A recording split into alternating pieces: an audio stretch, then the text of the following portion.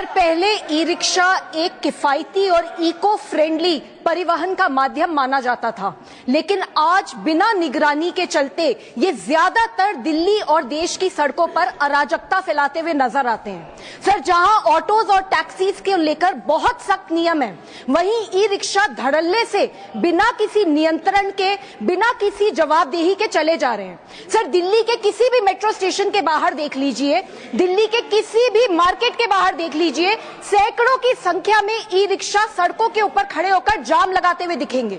Sir, हम ये नहीं कह रहे कि सारे के सारे ई रिक्शा चालक गलत हैं, पर सच ये है कि बहुत ओवरलोडिंग होती है।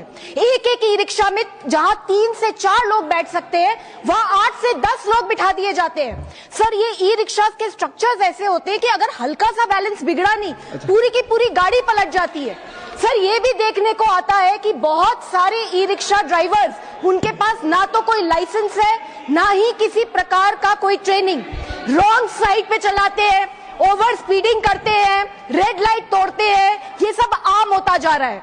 सर, राज्य सरकारों के पास कोई आंकड़े भी नहीं है।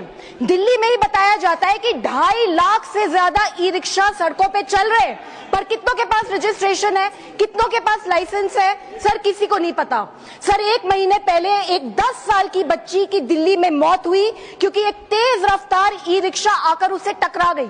सर, अभी कुछ समय पहले एक 7 साल के बच्चे की भी दिल्ली में मौत हुई क्योंकि एक ई रिक्शा के अवैध चार्जिंग पॉइंट से उसको करंट लग गया। सर, इस तरीके के इंसिडेंट्स बढ़ते चले जा रहे हैं। राज्य सरकारों को चाहिए कि सबसे पहले ई रिक्शा की संख्या को सीमित करें।